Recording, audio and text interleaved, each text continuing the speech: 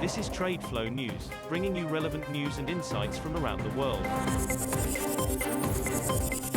TradeFlow News, enabling trade for SMEs and economies worldwide. These are some of the key topics that we will be looking into in today's program.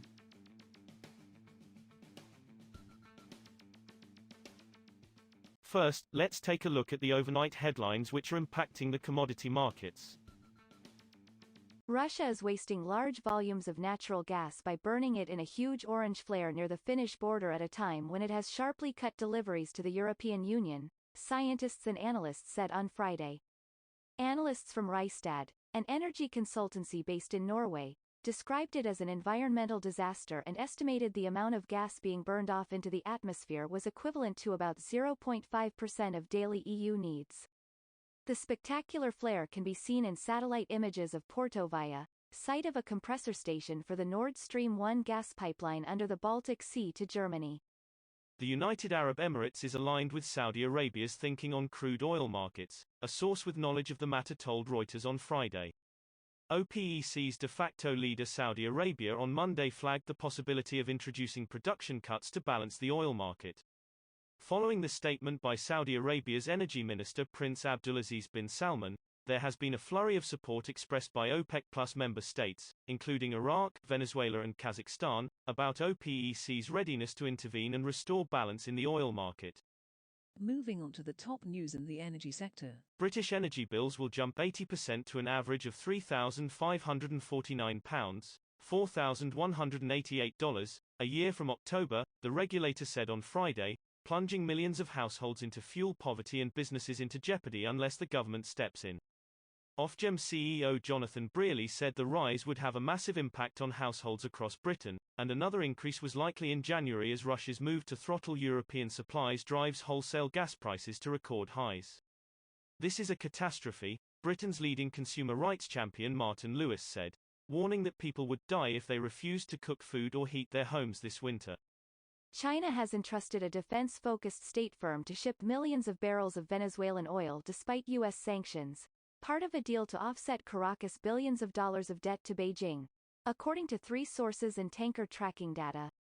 China National Petroleum Corp., CNPC, stopped carrying Venezuelan oil in August 2019 after Washington tightened sanctions on the South American exporter. But it continued to find its way to China via traders who rebranded the fuel as Malaysian, Reuters has reported. Since November 2020, China Aerospace Science and Industry Corp., CASIC, has been carrying Venezuelan crude on 3 tankers it acquired that year from PetroChina, CNPC's listed vehicle, the sources said. The oil is stored on a tank farm it also took over from PetroChina, the sources said. Next, we have the top news in metal markets. The global markets of nickel, lithium and cobalt, 3 of the key metals used in electric vehicle batteries, are expected to be in surplus in 2022, an analyst with Chinese state-backed research house Antica said on Friday. The nickel market could see an excess of 111,000 tons globally in 2022 and a surplus of 122,000 tons in 2023, swinging from a deficit of 157,000 tons in 2021, said chief analyst Xu Eidong at the Antica China Battery Metals Conference. New capacity in Indonesia could raise global nickel production 20% annually in 2022 to 3.14 million tons and another 8% in 2023 to 3.41 million tons, data from Antica showed. China needs to strengthen its domestic resources of battery metals including nickel, lithium and cobalt as its reliance on external supply poses a risk for its electric vehicle industry, a metals industry official said on Friday.